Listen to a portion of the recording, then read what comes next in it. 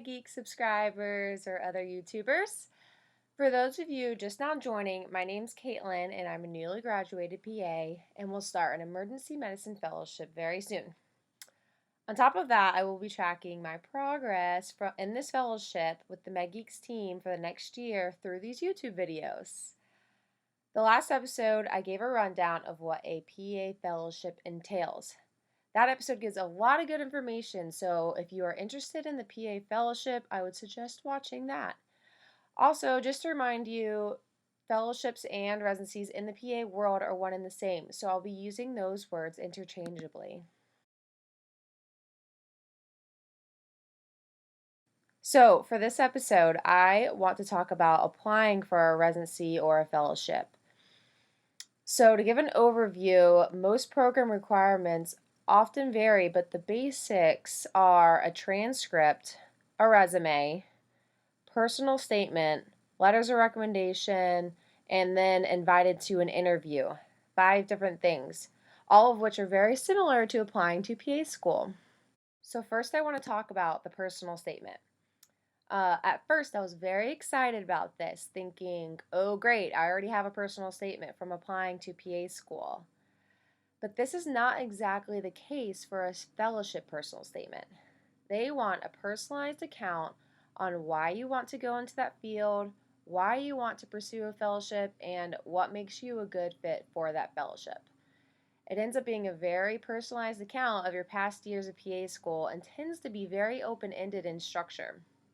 I actually used the Medgeeks team to read over my personal statement and give feedback on how to really express what I was trying to say or illuminate certain strengths of mine.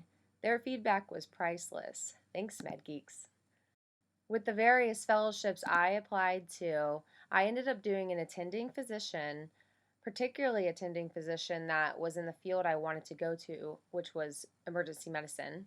I also used a professor and particularly my advisor. I had made a personal relationship, a previous boss that I had as a CNA, and a previous soccer coach. I personally really like to give a wide variety of outlooks into my life through choosing various people, not only in the medical field. This gives a certain perspective into my character.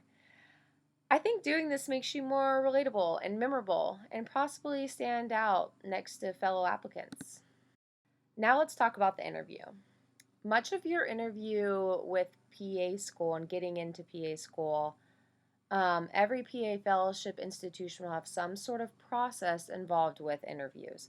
Some programs have a preliminary phone interview, some will be more structured, and some will be more laid back.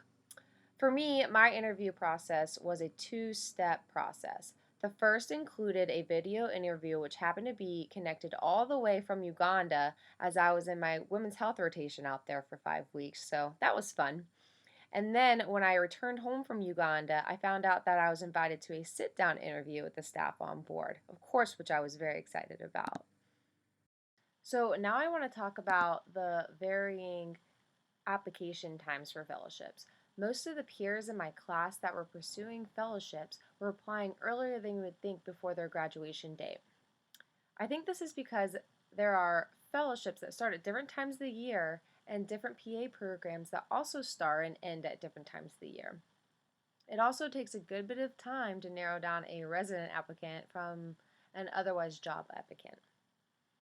This can be difficult sometimes because you might not know when you want to do a certain field until it's too late to apply to the certain fellowship of your choice.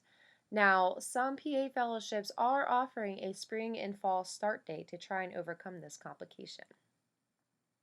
So, in conclusion, program requirements often vary, but the basis usually requires a transcript, a resume, personal statement, letters of recommendations, and then you are invited to an interview, all of which are similar to applying to PA school.